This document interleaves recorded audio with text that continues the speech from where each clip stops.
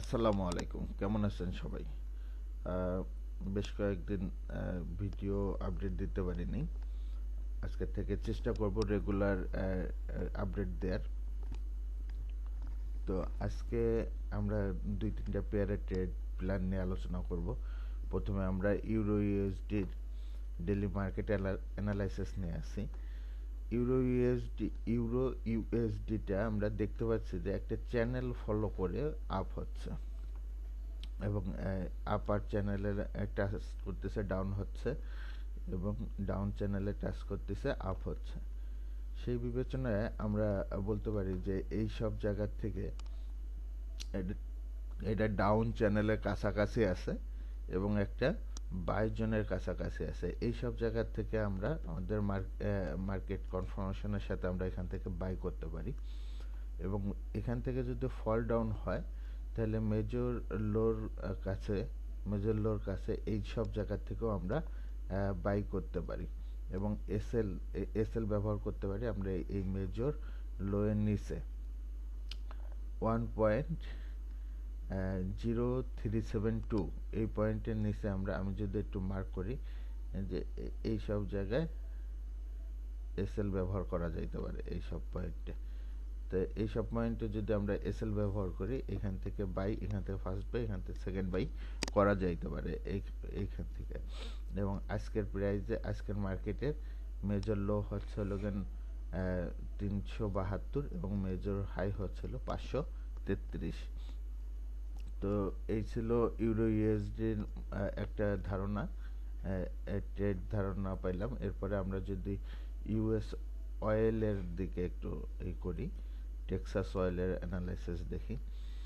তো Texas oil আমরা 15 minute চার্টে দেখি। 15 মিনিট চার্টে গতকালকে একটা মুভমেন্ট দিছে, ভালো মুভমেন্ট দিছে গতকালকে।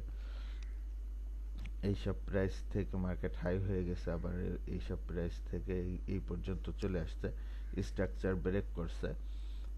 স্ট্রাকচার ব্রেক করার পরে আসলে মার্কেট আবার নতুন স্ট্রাকচার তৈরি করতে পারে নাই এখন পর্যন্ত।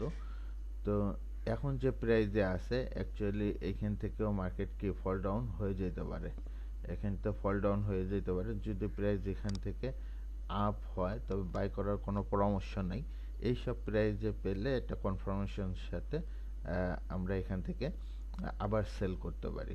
তাহলে দুইটা প্রাইসের থেকে আমরা সেল করতে পারি। এইটা প্রাইস অলরেডি এখান থেকে রিয়াক্ট করতেছে 74 পয়েন্ট, সর্বোচ্চ হাই হচ্ছিল 74.30-31। তো এইখান থেকে আমরা সেল করতে পারি। তো কোনো অবস্থাতেই এই জোন ব্রেক করলে আমরা সেলটাকে হোল্ড করব না। এই জোনের উপরে ক্যান্ডেল ক্লোজ করলে আমরা এসএল ট্রেডটাকে ক্লোজ করে দেবো ইনশাল্লাহ। এবং পুনরায় এইসব প্রাইজে যদি আমরা পাই,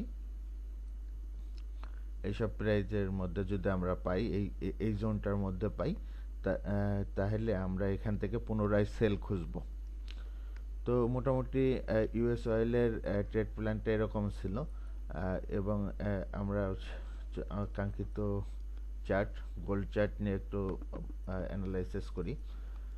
গোল্ড চার্টটা একটু আজকে কনফিউজিং চার্ট হিসেবে আছে। তেমন গতকালকে খুব ভালো টেকনিক্যাল মুভমেন্ট দিয়েছে গতকালকে, কিন্তু আজকে তেমন কোনো মানে cell zone by zone mark করা যাচ্ছে না। তো তারপরেও আমরা সেল বাই করতে পারবো, চেষ্টা করব। এই আমাদের চার্টের মেজর হাই হচ্ছে 2771, মেজর হাই 2771 এবং মেজর লো হচ্ছে 2730। তো এই মেজর হাই এবং মেজর লো সবসময় সাপোর্ট এবং রেজিস্ট্যান্সের কাজ করে, সাপোর্ট রেজিস্ট্যান্সের কাজ করে। এছাড়া আমরা এই যে প্রাইসটা যেখানে আছে মার্কেটে, এই সব জায়গায় একটা কি সুইং লো হিসেবে আছে, প্রিভিয়াস সুইং লো ছিল, সুতরাং এটা একটা রেজিস্ট্যান্স হিসেবে কাজ করতেছে। এই প্রাইসকে যদি আমরা এই সব জায়গায় পাই, এখান থেকে আমরা কনফার্মেশনের সাথে সেল করতে পারি। যদি এই জোনটা ব্রেক দিয়ে দেয় তাহলে আমরা এখান থেকে একটা শর্ট বাই করব, শর্ট অল্প সময়ের জন্য একটা বাই করতে পারি এবং এই যে লেভেলটা এটা ফিবো রিট্রেসমেন্ট লেভেল, এই লেভেল থেকে আমরা পুনরায় একটা সেল খুঁজতে পারি, তবে অবশ্যই কনফার্মেশনের সাথে সেল বাইগুলো করার চেষ্টা করব। তো মোটামুটি এইটা একটা ধারণা দেওয়া যাইতে পারে যে আজকে এইরকম হইতে পারে। এছাড়া আজকে তেমন স্পেশালি আর কিছু নাই। তো ভিডিওটা একটু লং হয়ে গেছে। আপনারা বিচক্ষণতার সাথে ট্রেড করবেন এই আশা করি। ধন্যবাদ সকলকে। আসসালামু আলাইকুম।